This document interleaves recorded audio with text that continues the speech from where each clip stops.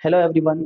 आज का जो लेक्चर होने वाला है वो क्लास 10th का एनसीईआरटी बेस्ड आपको केमिस्ट्री का चैप्टर 1 स्टार्ट करेंगे, जो कि केमिकल रिएक्शन एंड इक्वेशन है।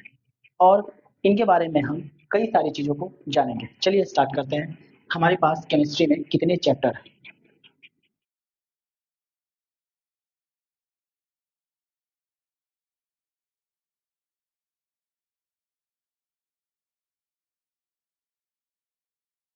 सबसे पहला चैप्टर हम लोगों का क्या है?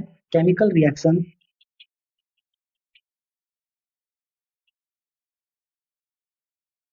And equation.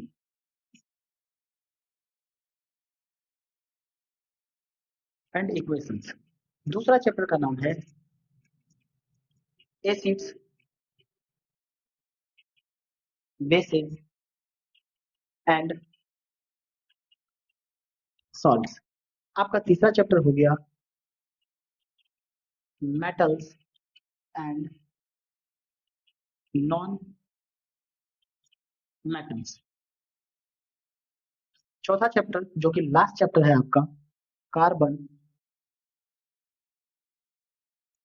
एंड इट्स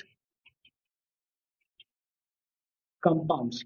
ये सारे आपके चैप्टर जो कि स्टैंडर्ड 10th में सीबीएसई बोर्ड के अकॉर्डिंग आपको पढ़नी है। तो आइए हम इस लेक्चर को सबसे पहले केमिकल रिएक्शन एंड इक्वेशन के बारे में डिटेल से चर्चा करेंगे।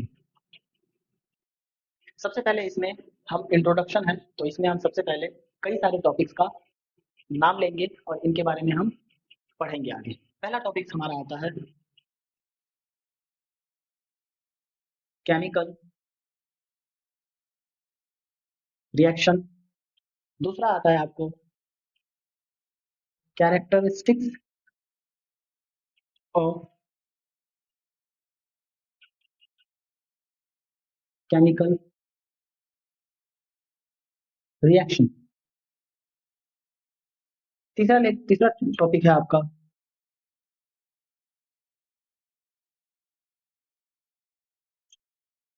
Balance equation. चौथा पॉइंट आपका है topic types of chemical reaction. और लास्ट टॉपिक जो है हमारा होने वाला है रेडॉक्स रिएक्शन। तो ये केमिकल रिएक्शन एंड इक्वेशन में हम सारे टॉपिक्स को कवर करेंगे। ये हमारे सारे टॉपिक्स हैं, जो कि पहला टॉपिक हमारा जो होने वाला है केमिकल रिएक्शन एंड इक्वेशन होने वाला है। चलिए इन सब के बारे में बाकी बाकी हम धीरे धीरे सारे टॉपिक पे बातों को कवर करेंगे। केमिकल रिएक्शन, इसके भी पहले हम लोगों को कुछ बातें करनी है जो कि हम स्टैंडर्ड 9th में प्रीवियस क्लास में इसके बारे में हमने किया था। जैसा कि हम जानते हैं रिएक्शन क्या होता है। रिएक्शन से पहले हमको ये समझना होगा कि कैसे रिएक्शन होते हैं, इनमें क्या चेंजेस होते हैं। रिएक्शन में कुछ चेंज होते हैं, तो इसमें भी हम इनसे पहले पढ़ेंगे चेंजेस। चेंजेस टू टाइप्स के होते हैं, फिजिकल चेंजेस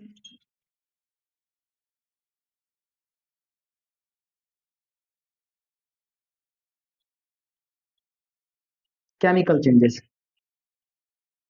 फिजिकल चेंजेस के बारे में हम लोगों ने देखा था क्लास 9th में कि कोई भी चेंजेस जो फिजिकली होता है उसे हम फिजिकल चेंजेस कहते हैं, और केमिकल चेंजेस में भी कोई भी चेंजेस जो केमिकली होता हो उसे केमिकल चेंजेस कहेंगे।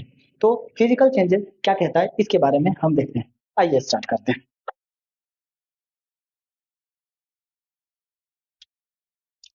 फिजिकल चेंजेस क्या है? those changes in which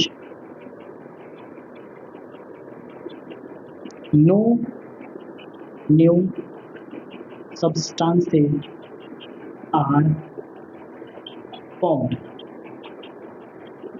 are called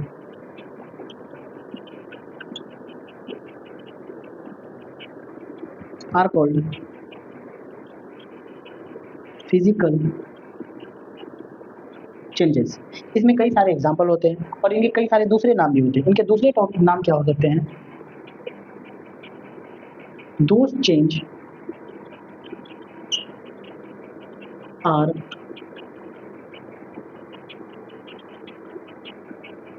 reversible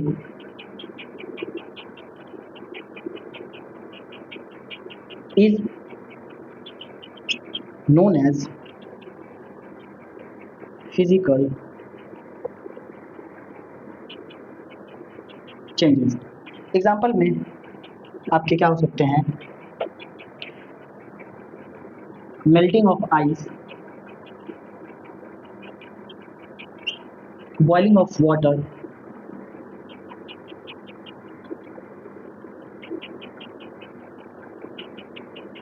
cutting of paper,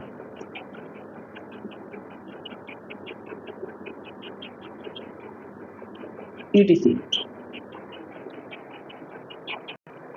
तो आइए ये फिजिकल चेंजेस क्या रहा है, those change in which no new substance are formed, वैसा चेंज जो कोई भी नया सब्सटेंस के फॉर्मेशन नहीं कर रहे हैं उसी को हम कहेंगे फिजिकल चेंजेस। दूसरा नाम फिजिकल चेंजेस का रिवर्सिबल चेंजेस भी होते हैं, ये इजीली एक स्टेट से दूसरी स्टेट में वापस आ सकते हैं, इसीलिए इसको हम फिजिकल चेंजेस को रिवर्सिबल चेंजेस के भी नाम से जानते हैं। इनके एग्जाम्पल क्या हो सकते हैं, melting of ice, boiling of water, water को बॉइल करिएगा फिर वो नॉर्मल टेम्परेचर पे आ जाएगा, मेल्टिंग ऑफ आइस, आइस का पिघलना नॉर्मल टेम्परेचर पे आ जाना, cutting of paper is a physical changes. Please अब इस बात को आप ध्यान से समझिए और आप इसको कॉपी पे नोट डाउन करिए। Please pause the video and note it down. तो आइए अब हम केमिकल चेंजेस के बारे में जानते हैं। केमिकल चेंजेस क्या है, those change in which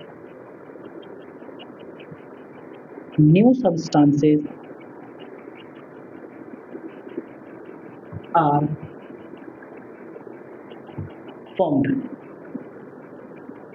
are known as or are called chemical changes. Generally, chemical changes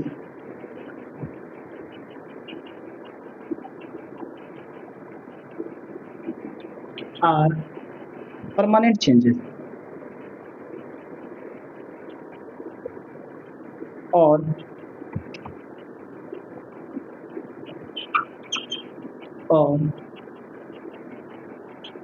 irreversible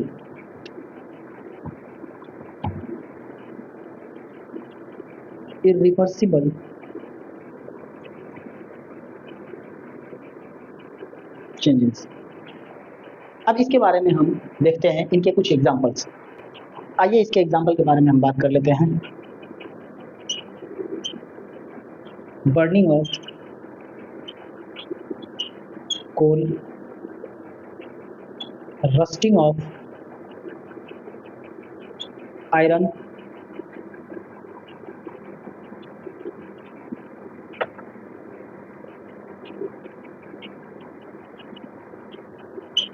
making of curd,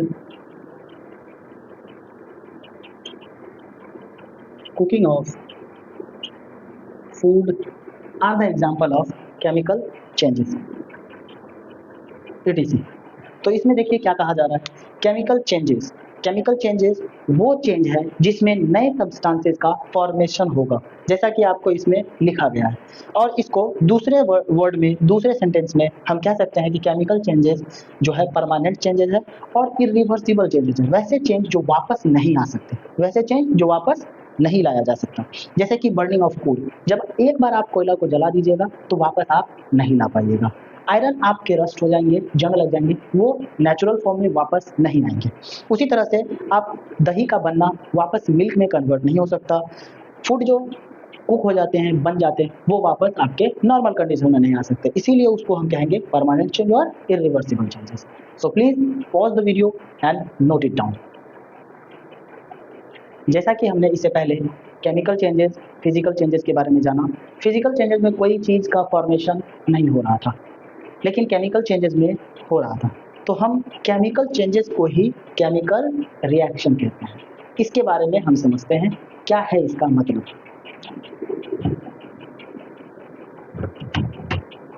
chemical reaction the process in which new substances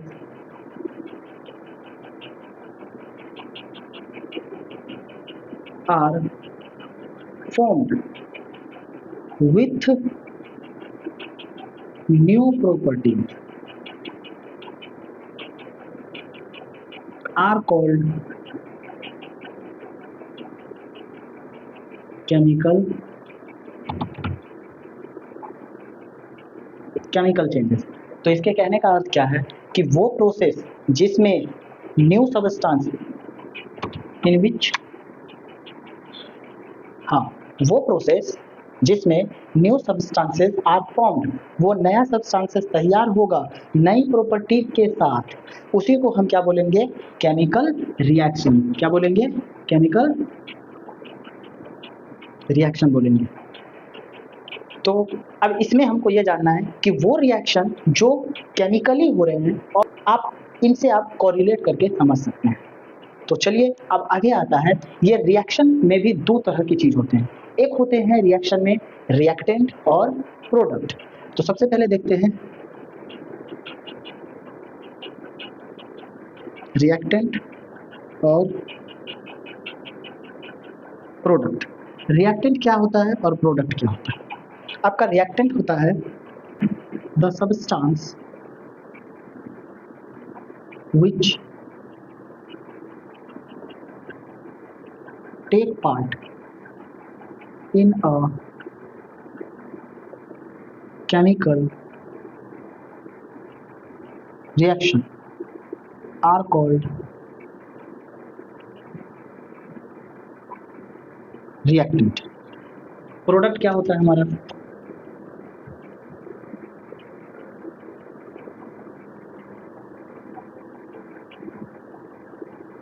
new substances are formed as a result of chemical reaction are called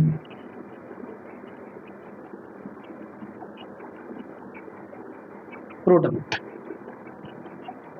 आपके जो reactant होते हैं ये हमेशा LHS side लिया जाता है, जैसे कि हम लिख देते हैं LHS, और आप LHS का मतलब जानते होंगे लेफ्ट हैंड साइड। उसके बाद प्रोडक्ट जो होता है आपका वो लिया जाता है RHS साइड, जिसको हम बोलते हैं राइट हैंड साइड। हम कुछ एग्जाम्पल से इसको समझने की कोशिश करेंगे, तब तक आप इतना लिखिए, उसके बाद कुछ एग्जाम्पल ना करें। तो please pause the video, no return. तो आइए कुछ एग्जाम्पल लेते हैं, जैसे कि हम NCERT का जो मेन एग्जाम्पल है उसी को उठाते हैं। Magnesium plus oxygen to form magnesium oxide. आपका ये जो है ये आपका रिएक्टेंट है और ये साइड वाला आपका प्रोडक्ट। जैसा कि हमने कहा था आपके डेफिनेशन में कि रिएक्टेंट क्या होता है। रिएक्टेंट दो चीज के फॉर्मेशन से बने उसे रिएक्टेंट बोलते हैं। हम जानते हैं रिएक्टेंट जो है आपका LHS साइड है और ये RHS साइड है। यानी कि रिएक्टेंट क्या होता है? The substance which take part in a chemical reaction. वो सब्सटेंस, चाहे कोई भी सब्सटेंस हो, वो हिस्सा ले रहा होगा केमिकल रिएक्शन में, उसी को बोलेंगे हम रिएक्टेंट। और प्रोडक्ट क्या है? दो substance which take part in a chemical reaction is called reactant. The new substances are formed as a result of chemical reaction are called product right hand side, reactant left hand side, so we can say that LHS is equal to RHS। हमेशा याद रखिएगा laws of conservation of mass के according जो class 9 में पढ़ाया गया था, हमेशा रिएक्टेंट साइड किसके बराबर होगा? प्रोडक्ट साइड के। तो हम शॉर्ट में लिख सकते हैं R always equal to P यानी रिएक्टेंट हमेशा बराबर होगा प्रोडक्ट के, मतलब कहने का कि mass of reactant is always equal to the mass of product। आप इसको भी नोट कर लीजिए, आगे काम आएगा। तो आज का लेक्चर जो भी अभी तक हमने पढ़ा, जैसे कि रिएक्टेंट, प्रोडक्ट, शुरू से हम लोगों ने सबसे पहले सीखा क्या, केमिकल रिएक्शन। केमिकल रिएक्शन से पहले आप लोगों ने क्या सीखा कि उसमें कई सारे चेंजेस होते हैं, फिजिकल चेंजेस, केमिकल चेंजेस, ठीक है, और सारे टॉपिक को मैंने कवर किया था। तो आज का लेक्चर यहीं तक, दैट्स इट, थैंक यू।